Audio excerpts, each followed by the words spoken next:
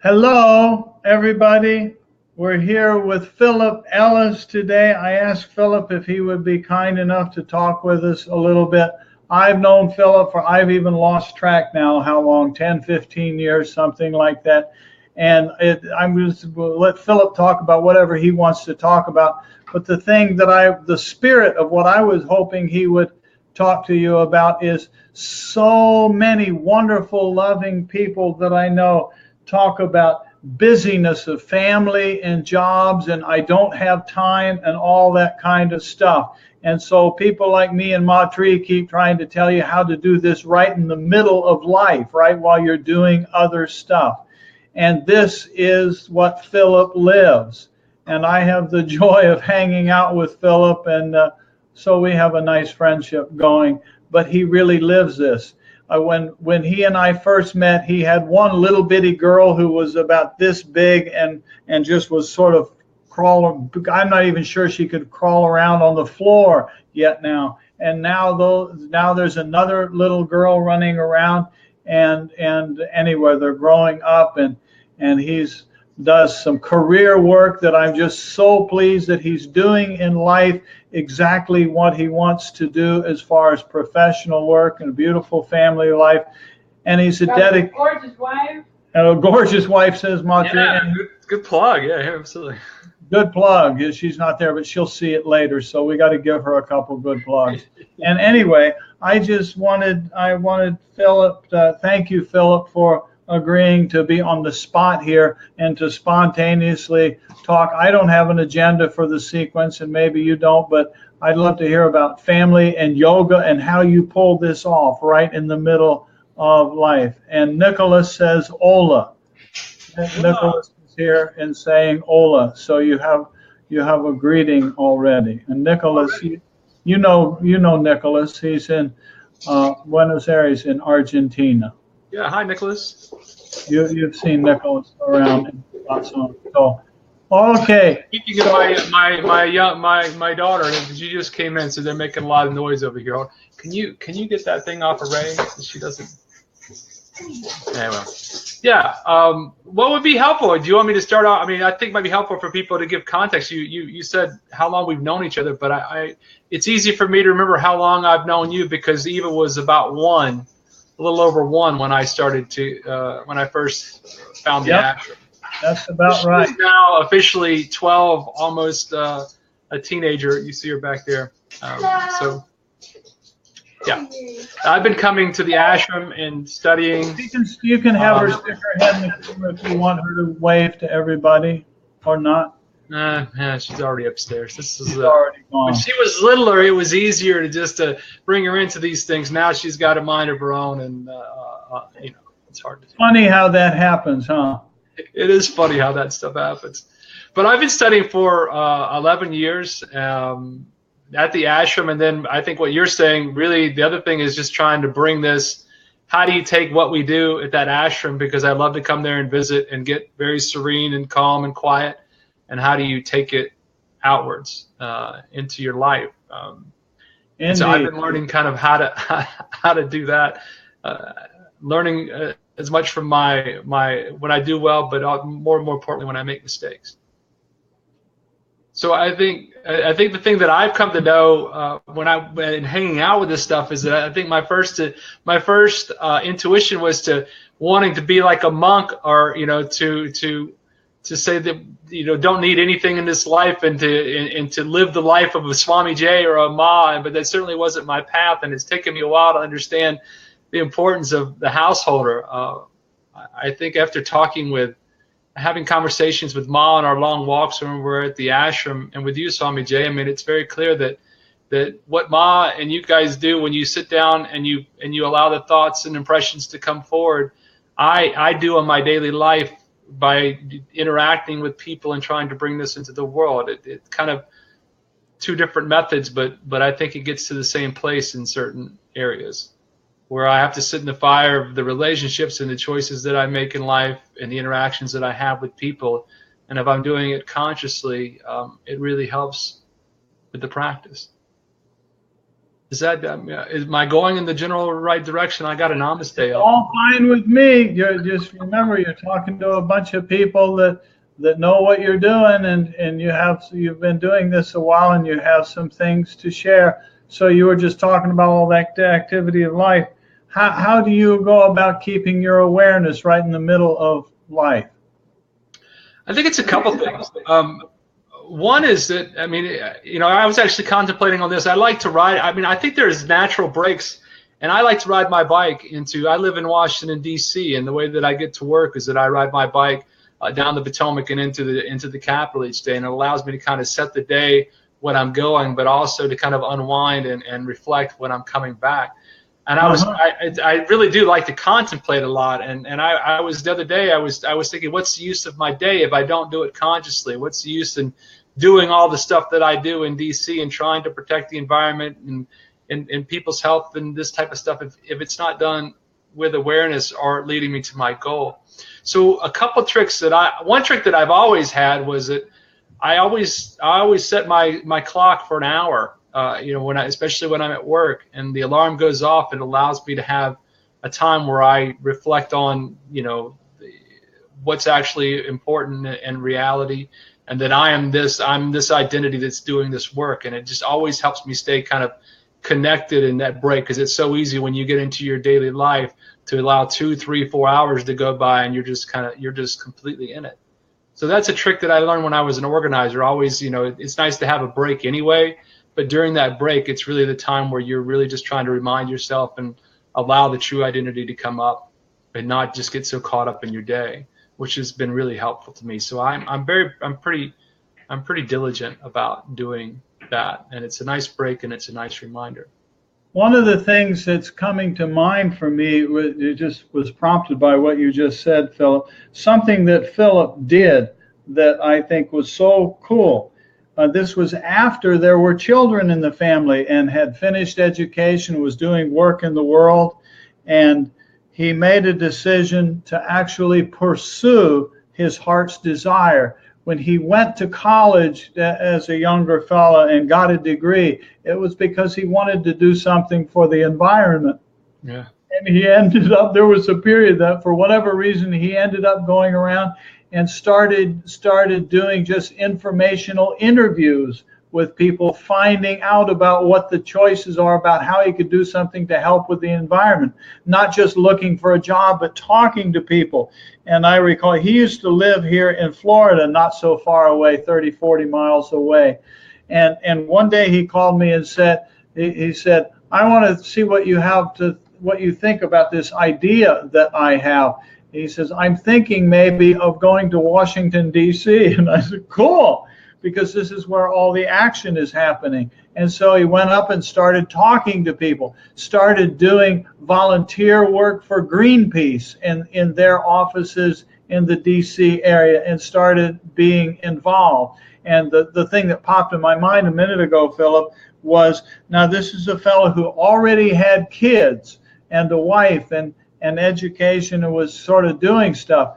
And the nature of dharma, of doing your duty, of following your own inner heart. Of course, that you're Atman and you want to do sadhana, and there's the part that wants to go run away and be a monk and that kind of thing. But then Philip has sort of turned his house into an ashram. But one of the things he did in a worldly sense, he went to Georgetown University and he got a master's degree in public relations or something like that. And so, and not as a young. You call it BSing. I think you call it professional BSing. Is that what? Professional BSing, but it's real credentials. So he got himself really credentialed, and he ended up with a paid job working for the Sierra Club. Some of you may know Sierra Club, one of the leading conservation groups in the United States, and worked there for some number of years, and then went to work for a firm that is one of the leading law firms in the world that is doing stuff to help protect the environment. Their firm was the people that was working to protect. I don't know politics, so I don't take sides in politics, but this thing about the pipeline of what was going on in the Dakotas. So they did a lot of work like that. And I remember one of the things that Philip showed, all of a sudden Philip was being interviewed by some television reporter to give comment on something like that. And I thought, wow, that's cool. Philip is out there in public view doing what he wants to do in this world, and at the same time is remembering Atman and Brahman and Purusha and all of the yogic principles that we're talking about. Anyway, that popped into my mind, Philip, is you going back to school, and I always thought that was such a neat thing. It's not running away. It wasn't running away to be in the cave. It comes to the point where this is the world that I am in. My karma, my dharma brings me here, and I'm going to do that which is in my heart to do, and this is it.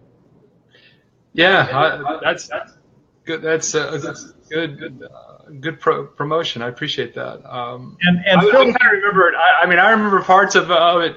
Other details too was, this insight coming from lots of conversations with you in particular. And I know at that point in time in my life, I was really had this intuition that there was something more, and I was really struggling to what that looked like in my life and how to actually practically live and pursue it.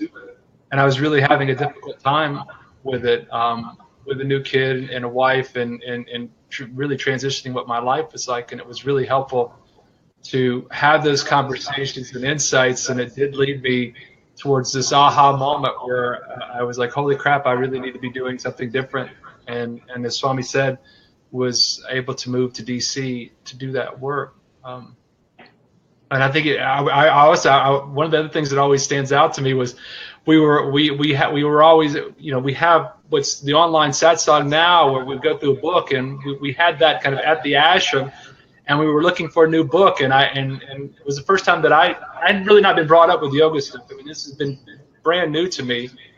And we were talking about the Bhagavad Gita, Swami Rama's commentary on the Bhagavad Gita, and I was asking Swami Jay about the book. I was like, well, what's the book about? I don't really know. And I remember you told me it's about this guy named Arjuna who has this insight, and he looks across the battlefield of life, and he says to himself, this isn't worth fighting. I'm going to go off in this cave. And I was like, well, that's beautiful. That's really well said. And he's like, no, you idiot. That's the wrong. He's not seeing clearly.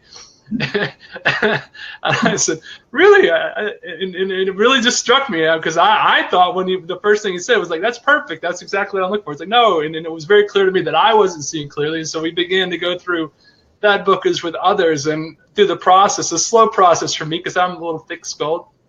This me is a little thick-skulled. It's taken some time to really understand how to do this in practice. And it was, being out of this world, but not in it. Being in this world, but not of it. I'm sorry. And having to go back in DC and do it skillfully, do it with awareness. And then certainly when you're in DC, there's so many Type A personalities with great, resumes that I had to go back and get a different skill set. And it's really been a pretty fun ride as I've made this decision, and things have worked out. Being able to. I hear you say that. Just the choice of words that now says it's been a fun ride. Yeah, it has been, and with yoga philosophy in particular, it's really helped me to give context and understanding to what I'm doing, especially in the work that I do. It can be a little overwhelming at times. The consequences you feel are high, and it's nice to have consequences on the environment in the world. And what you do and how difficult it could be. So it's nice to have the context and to see the big picture and where it fits in. It really allows you to do good work, meaningful work, but it also allows you to keep things in perspective and help advance in your spiritual practice. And what we're trying to do is get to the question mark behind Swami Jay's head. Yeah, it's back here somewhere. Yeah, it's back there somewhere. It's there. It's off to the edge. And I have a Ma tree sneaking into the picture here. I have a question for you. Oh, no. Ma's got, I'm in trouble. For those youngsters who might be watching this, who have inclinations just like yours. I'll stick over it like this, in the sense of knowing, the life is about the self, but yet are consciously stepping into this path. What would you tell them now that you are a bit ahead of the game? Yeah, it's a good question. I think it was going back to the point Swami was making. I think that when you start with this, you really. I mean, I shouldn't project. I mean, I felt that it had to be more of a monastic, like monk lifestyle, living in a cave, doing this stuff, meditating 24 hours a day. But Ma, I just remember all the conversations that we have, and you talk about the stuff that comes up for you in meditation, and it's not that things don't come up for me in meditation, but I also have to add, burning off these samskaras in life, burning off these desires as I'm actually interacting in relationships that are very similar in the words that you described to me and what's happening in meditation. So instead of in addition to just sitting on the pillow or on my seat and allowing the stuff to come up, it's actually coming up in life, and I can tell that the samskaras, the clouds, are wearing away through the interactions that I have. And I think that it really is true that there really are two paths, and I don't know that you'd place the priority or importance over one or the other in this, and that where you're trying to get to. I see a lot of comments coming up there, but they're going pretty fast. I don't know what to say. That's okay. That's more for the viewers. Yeah, I do think. I mean, I remember Swami Jay would say it all the time, and I just thought it was a bunch of BS again. Using, I know what you're saying, but I don't quite believe the householder part of this. Other things seem to be more important. But living in your daily life and doing it with awareness really does help practice. I mean, it's certainly you got to watch the distractions more. I think that's the more of the pitfall than maybe what you guys do. Is that the distractions are a little more. And have to be diligent too. I don't know. What kind of distractions are you referring to? Just curious. Well, I think with the kids and with work and with the wife. I mean, your whole day can easily be pulled into different ways, and there's all kinds of excuses that the mind can make for not doing the practice. So I think you really have to be diligent about it. And I really the second part that I was getting to is. I really like what you guys have done at the ashram and setting up and dividing the day out between the 4 parts. Having the morning meditation, then having whatever activity you're doing, having the midday meditation, then having that afternoon. There's all these little breaks and these times where the meditation, you're breaking up your day, so you're being deliberate about doing the practice, but yet having time to do something. And so I really have enjoyed adding that to my day. Now I might have to apply that into your own day. Yeah, and it might not be the 30 minutes prep and then 30 minutes meditation for each one of those spots, but it can be whatever time you're able to devote. It's just that you're kind of following that. It's 5-10 minutes of whatever time you need to devote, especially like if you're busy during the workday. But it's nice to break it up, and I really like. But the principle is, of course, the same thing, because it's simply saying, well, I have a morning meditation when I start the day, and I have an end-of-day meditation, however short or long it is, just before bedtime.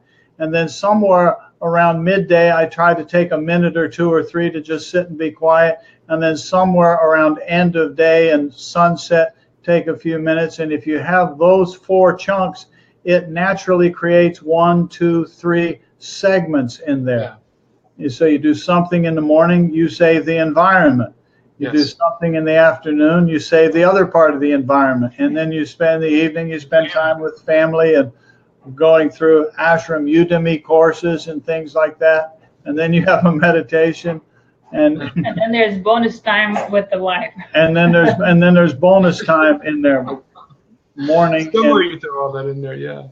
But I do like the way that it breaks it up. And if you add that to that breaking up, reminding yourself maybe on the hour, or if you have a natural break. I mean, I always like when I go for walks or anytime that I'm walking somewhere, I feel like that's a natural break. It's just like you get in the habit of doing those things, and it helps keep your awareness there. And if I may hear you, Philip, even though you're trying to establish going like for a 24-hour a day constant awareness of the self, you do notice that some moments in a day are just easier, and you're grabbing those more fully, knowing that you're working towards constant awareness no matter what you're doing. That's right. That's right. And I mean, I think you just catch yourself. I mean, it's why it's nice to be deliberate, so you can say. And there are certainly, I mean, there are certainly days where it gets really crazy at work, and you pick your head up and you're like, holy crap, I've just been absorbed in this for a few hours, and look how easy it is. What do you use? I'm just curious. What do you use to bring yourself back to the center? Do you use breath awareness or mantra, or what do you find comes up for you as a way that gets you refocused? I like breath awareness is a normal thing for me. Sitting down and just becoming, just sitting down, getting quiet, and allowing the attention to fall to breath. Mm-hmm. It's nice. Cool. Yeah. So it's, there are all kinds of tricks that you can do, and you guys are, yeah. John is giving you a nice compliment. Yeah. Here, I'll put that up there. I think you can see it. It can, Johnny. I was Swami Jay had mentioned too. It is, and I have to say that this personality type, especially in the work that I do, is that my personality, this personality likes to. I'm kind of more heartfelt, so I do get more emotionally involved in stuff. Swami was giving the example of I was working on the Dakota Access Pipeline, which became probably one of the biggest environmental movements last year. And one of the things that I learned too, we represented the Standing Rock Sioux tribe, which is the government of the Standing Rock Sioux tribe. It's just a few people. And I remember the chairman was a very spiritual person, and we would get on the phone to talk with them to plan out what we're doing around these major activities, these major announcements, because the whole world, I don't mean this egotistically, was literally watching.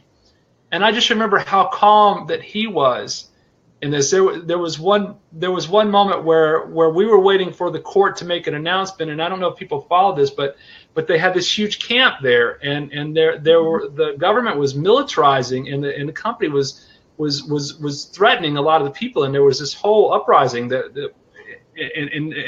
we knew the Standing Rock Sioux tribe and the other tribes would not back down, even if the announcement went bad. And what we feared was that the court was going to come out with an announcement that basically was going to deny the tribe's rights, and that the government and that militarized presence was going to come in and try to clean out the camp. It was really a very stressful time for us, and we were preparing for it. And I remember we were talking about it, and he was as calm as he could possibly be. And here is this person and this group of people that have gone through. I could never imagine what they've gone through. I mean, just the heartache and how crappy they've been treated, throughout our history. And he just had this real, I've seen it in the ashram. He just had this real presence. It was it really was this calmness, this stillness about him. And he's like, I don't know where this fear and anger is coming from. If we lead with love and we lead with prayer, everything's going to really be okay. And for a lot of people, you would think that would just be somebody talking. But from him, and when he said it at the time, it was really amazing. It was really profound. And I know that was a side story, but it's to go back to Johnny's, that it can be. But if you really are centered about what you're doing, it really helps in this fight, and to keep that equanimity. So you're doing it, Arjuna. I'm trying. I'm remembering that you mentioned earlier the Bhagavad Gita, and you thought, what a great story, I get to run away. I'm still waiting for that part, but no, I'm staying and fighting. And some days it's easy, some days it's not so easy. Yeah. It's the one thing that I have, the one awareness that I have had in this whole process is that I'd always been a seeker to the meaning of life, and I've told you this many times, Swami Jay. I'm really surprised by how much the mind is afraid of it, and when you really, how much fear comes up, and how you really think you want to know the answer to life, but at the core of your depths, you really don't want to know to a certain extent. Yeah. Yeah, equanimity. So keep fighting. I don't know. Is that helpful? Do you need other tips? I'm curious, Philip, with this word equanimity. And are you finding now that you are more and more able to have equanimity? I suppose I'm putting the words in your mouth, which is not my intent. No. A moment ago, you just described the craziness of the last year with that battle, and yet here's the idea of equanimity and the Native American fellow that you were so impressed by because of his calmness. Yeah, I think there's two things to that. One is that I have become more skilled in being able to have equanimity and stillness. But the other part, and I don't know that it's more important, but it's the phrase that comes to mind, is that I can tell when I'm off balance. I think that's even more important. Used to, before practice, you were just off, and I really had no reason why, or even know when I got off. But I'm more skilled at being able to tell when it's going askew than before, and that's really helpful in trying to take the time and be more deliberate in bringing it back. And I think that's as helpful as. Is that meaning to say that your default position has changed? At first, you notice when you would be in equanimity, but now actually it's so normal that you notice when you're out. Is that what you're saying? That's right. That's right. That's exactly right. Better said than what I did. Thank you, Mom. Yeah. And I feel like that really is helpful. I don't know. That's really been a big one for me. Well, and this is what you just said now, Philip. This is one of the reasons I was hoping you would have this conversation, because I've seen that in you. Yeah. I wanted other people to be able to hear you to hear you talk about it in your life and what you've been through, because I see it in you. I've seen it in you more and more and more, an ever-growing awareness, a presence about you that has some degree of sort of more or less constantly awake and not quite so sucked into the crap going on, whatever that is. Yeah. And this is exactly, remember the word nirodha. Patanjali gives us this word, defines yoga as yogas chitta vritti nirodha. And what's the nirodha? It means the ability to basically to set aside all of that stuff when it comes. And you can't set it aside if you don't see it. That's and right. So you mentioned that you're seeing it more. And so you see it more, and then increasingly the ability to not get dragged around by it. And here comes equanimity. I hope that makes sense to everybody that's watching. I mean, that's really a key. Whoever's in there, type some more comments if anybody wants to pose a question for Philip or make an observation like Johnny has been doing. It's clear what he's or saying. hearts like Nellie and Rojo, or any comment whatsoever. As soon as I see it, I'll click on it and we can all look at it together.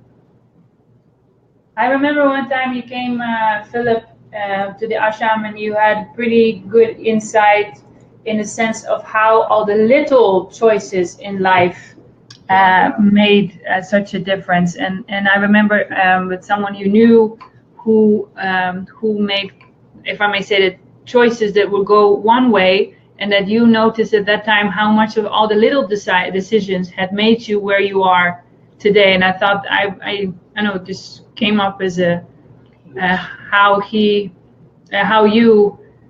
so just diligently just keep making the small choices that add up at the end. And we're all expecting something like maybe, of course, eventually we want something very spectacular as the piercing of the bindu, but actually the equanimity and that ease in life is one of the greatest effects in a sense. I think when we were talking about it, I remember we were talking about how you get making those decisions, right?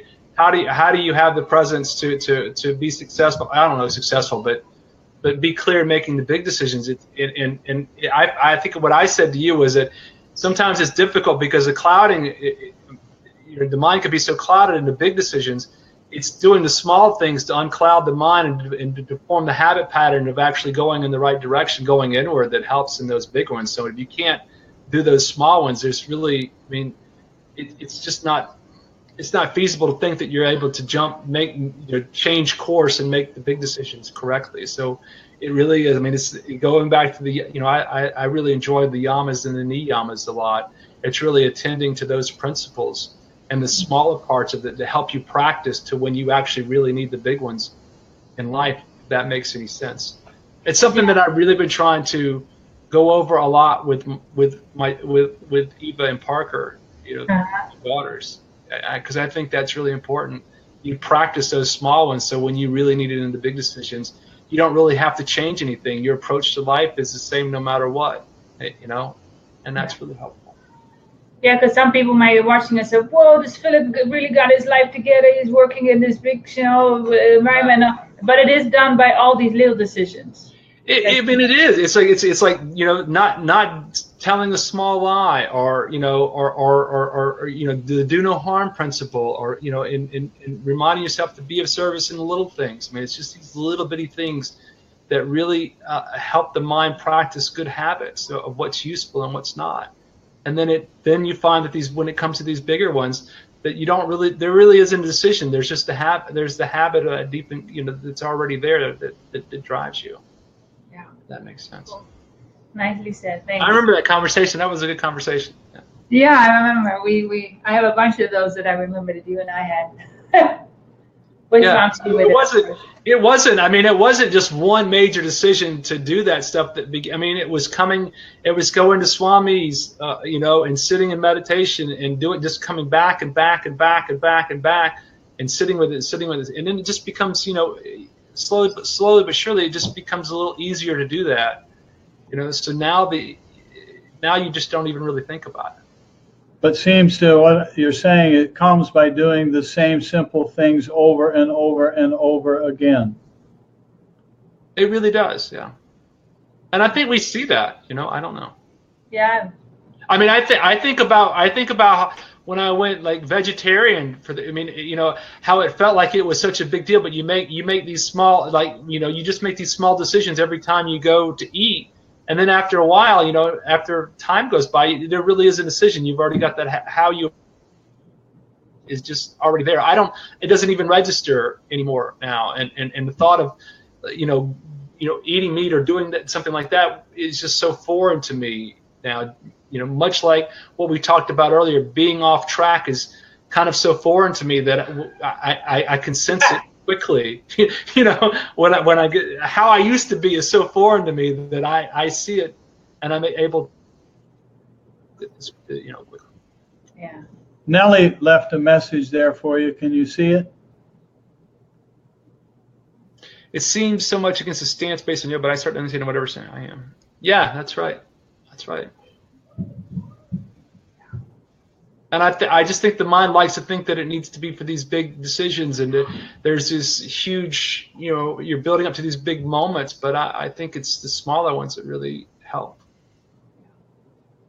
And it just comes. The other part that came to mind earlier that I didn't get a chance to say was, the other part of this practice in what I do in life. I mean, it's the principle of being service to others and giving away the fruits. I mean, the other core that I always like, that really deepens the practice and helps me stay on track too.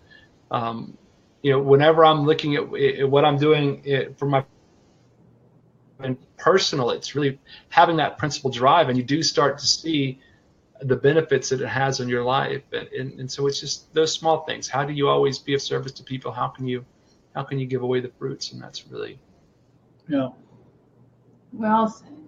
Am I talking too much in like the meta? No. I'm not trying to give like fluffy stuff over here. This is a good time for you to do one of the things you like best, talking. You are trained in it. I do like to talk. That's right. You're masters in the. But I found that this is me talking again is not going to help this cement this principle or get you to believe me. But I do find that I've gotten quieter over this. I mean, I know that I love to chat, and I do when I get nervous, like I am in front of a camera. I default to being chatty. This personality of mine does, but I have found that I've enjoyed just being quiet. Awesome. Good. So somebody else who's watching here, type something in. Ask Philip a question.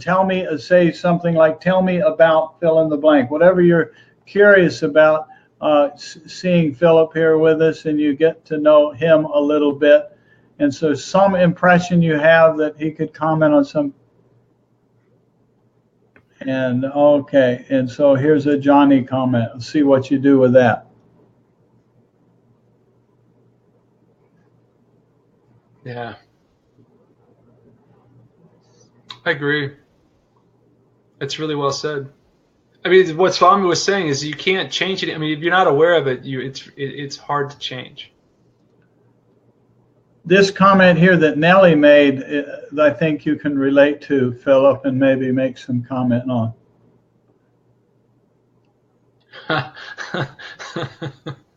I'm making the shareholders happy completely, but this is a situation. That's interesting. Yeah.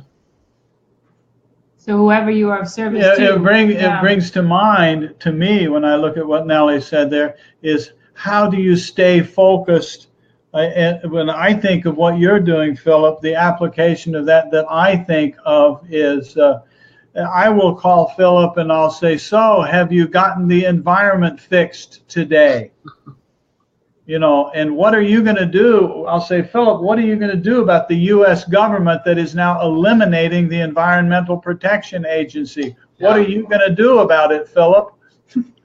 Said playfully, but I mean, it's the same. It's the kind of spirit, whether it's a shareholder's duty or whatever political kind of thing it is. How do you deal with that, Philip? How do you deal with that you have such high values about what's supposed to be right spiritually and what's supposed to be right morally and ethically and what's supposed to be right in our external world with spaceship Earth? How do you balance that when you know that you're dealing with a lot of people who are extremely opposed to everything that you and your coworkers are trying to do? How do you live with that? I mean, two things come to mind in response. I mean, one is that I think in the work that, and maybe this is a more powerful statement than, and this isn't applied to others, but I would only do the work of what I believe in that fit these principles. I just, that's kind of why I fit in what I do. And so I had another job where the principles were a little off and it just wasn't a good fit for me. And maybe this is just his personality and it doesn't apply to all, but I really try to align myself with the values and principles of the organization and the work that I do. And that has really helped me. And maybe that's coming from a place of privilege of being able to do that. So I don't want to project that on others, but that's just this personality of my type. That's the first thing. The second one, I always remember a thing that, that you've always said to me. I mean, I think at the end of the day, you just have to be okay with doing what it is that you can do. And I do see this. I mean, I work as hard as I can. I apply and do this as much as I possibly can. But at the end of the day, I mean, I just do what I can do. And there seems to be, I'm okay with that. And I see that people in my work and what I do without kind of the big principle of that get really wrapped up and have a really difficult time with it. I also see that how much the ego is involved with what you're saying. When I first came up here, I really truly thought I was going to save the world and the planet. This ego, as you know, Swami J is a strong one and stubborn. But I do see that the world's going to play how it's going to play, and I'm of service to what I can do, and I give away the fruits, and that's really all I can do. And there seems to be a lot of letting go. The ego's kind of let go of this notion that I am going to save that world, and know that. It sounds like what you have been figuring out, if I may put words in your mouth, so to speak, is that the ego can be directed. The ego can be very me-oriented and self-destructive, or it can be directed in a different way, and it's actually the strength, it's actually the power behind the conviction that makes a difference. And so then how are we going to operate with our ego? Yeah, I hadn't quite. I mean, I've heard you say that before. I haven't quite considered that in this context, but that does make sense. Maybe Well, that. I mentioned it only because it sounded to me like that's what I'm hearing you saying. It sounds to me like you're figuring that out over time. Well, yeah, no, I'm sorry, I'm pausing for a second because I hadn't quite considered that context. But yeah, no, I agree. And this is that So part. give yourself a pat on the back. I know my ego does not need any praise or more of it. But this goes back to what Ma was asking me, and we were talking about earlier. I mean, the only way that I would know that is that I had to go through it. I mean, I've had to sit and burn through these same scars and go through these experiences that have really experientially shown that to bring me to that point with the practice. Yeah. I mean, it could have come up on my meditation pad, certainly, but in the doing, it's really helped ease it and given clarity. So some of this we do sitting, some of it we do taking a walk, some of it we do riding a bicycle around DC. Although I've never. Some of it I do in how I'm dealing with life and the relationships that I've had. I mean, many of the times where I've sat in tapas and burned off is just being frustrated about something or being involved in something that's forced me to change or to reflect or just to sit in it. Yeah. So how you doing, Philip? You feeling like you're winding down here for this conversation? Yeah, I can. I mean, I could. Is there anything else? I mean, me, I like to talk, but I'm okay with stopping. It's been like 48 minutes, so I don't know that people want to watch me for 50 minutes talk. I wish that was the case, but. Does this? Yeah. Ma, do you have anything to ask Philip or comment or to Is add? there anything that I didn't touch on that you guys wanted me to touch on? I think you did a good job, Philip. I think it was a nice conversation. Rojo is waving at you. I would, as we're coming to an end here, I want to comment to everybody. I want to keep using this means of communicating with you. Philip has been very, very, very, very helpful to the ashram and everything we're doing. One of the things that Philip did when he was in that master's degree program at Georgetown, he had to write a master's thesis about communications. And so he did a communications plan based on the ashram. And he actually contacted and interviewed a lot of people involved with the ashram and got insights and formed a communication plan. And I recall when he started this thing with me and asked if he could do this on the ashram, I said, yes, that would be very nice, but I need to warn you, Philip, the biggest obstacle you're going to have is me, because we're not trying to, generate money or get more people or do anything like that. We're trying to serve and orient ourselves towards serving a handful of people who are genuinely interested in what we're doing. Sure, that's okay. Yeah. And so we had a ball with that. And the finished thing that he came up with has been very, very helpful with us. And it's still what he put together is a guiding light for us in what we're doing. And moving towards doing things like we're doing today is a part, though it wasn't spelled out in exactly this way. That one did not need to go off. No, they close them off so that it can be cooling down. Otherwise, the bulbs are too warm. I see. Okay, So he's going to put new bulbs in. Don't want it to get too dark. Anyway, so we're still following along with that, and as a profit organization, so there is in fact a board of directors, and Philip is one of the directors on the board of directors, and is one of two vice presidents on the board of directors. We don't much care about titles and all like that. Philip does. I do. You're right. So he can put it on his resume that he's vice president. I've been trying to get something more grandiose than just vice president, but you won't let me. Yeah, well, we can work on it. You can have a title if you want, And anyway, but I'm saying that just to mention that what you've been doing is very, very beneficial, and I appreciate his help and your help a lot. And I, as president, very much so too. All righty. So well, the feeling's mutual. I really like this format of people interacting. I mean, I think the interaction, the thing that I like about the ashram, in addition to the study and what we do, is I really like the interaction with the people that come there, and more importantly with you, Ma, and Swami Jay. I think these dialogues and being able to talk like this has just been extremely helpful to me, and I'm just so grateful that it and exists. we want to keep doing it. So give some thought to this, Philip. If you want to get together and have another talk like this online, we'll do it again. If you come up with something you want to talk about, we'll turn it on and do it again, and we can announce a Q&A or anything like that. And so for the people watching this, observe what we're doing here, and if you want to see some more of Philip, ask, and we'll Philip.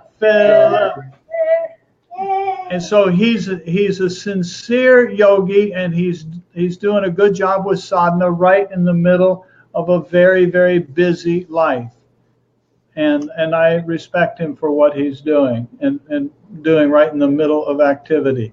So let's all just keep playing this game together and that. Okay? Yeah, that would be great if you have like a householder questions or something. That would be fun to do. Yeah. Ask Philip. Yeah, ask Philip. We can have an Ask Philip. Ask Householder Philip. Householder Philip. I need a better name, but we'll work on that. Well, whatever. But I'm just saying, let's just, it's all about communication. And Thanks, Philip. Awesome. says the pot calling the kettle or something. So. Yeah. Thanks for playing. Thanks for having me. Yeah, well, thank you for saying yes when I said, would you be willing to play like this? Well, this is fun. Yeah, we should do it more often. I like this. This is very cool. Yeah, we will. And so just keep it going. And anybody watching this, oops, there is I missed this. Sorry, Kate. Kate said, thank you all. Thank you. Very nice. Johnny says, very nice. I'm glad that Nicholas was here. Conversation. And where did Nicholas go? Thanks, Philip. Bye, Buenos tacos. Everyone, buenos tacos. Everyone. That's a one. Yeah. Okay. Buenos tacos. So, all righty. Let's end it for now, everybody. Please remember to have a nice meditation. And look for that thing that's off the screen there, that thing there. It's the silence that's after the Om. Okay? We're getting new fans, and the new fans are in, and now are those the new lights? It's the new light bulbs. Great. Oh, they're being installed while we speak, huh? Yeah, the new little LED light bulbs are being put in. Nice. And we now have 3 fans over our head here, so there's just all this beautiful air coming. Yeah. Now we don't have to, fan Swamiji individually anymore. Here you go. That's what happens off camera, right? Yeah, you don't see that. I see that, all the time, like over here. Yeah, we're modern technology. Hi, your 2 lovely daughters and your gorgeous wife. Say hello and pass on love to the family. And thank you again, Philip. No, thank you. Take care. Okay, bye-bye.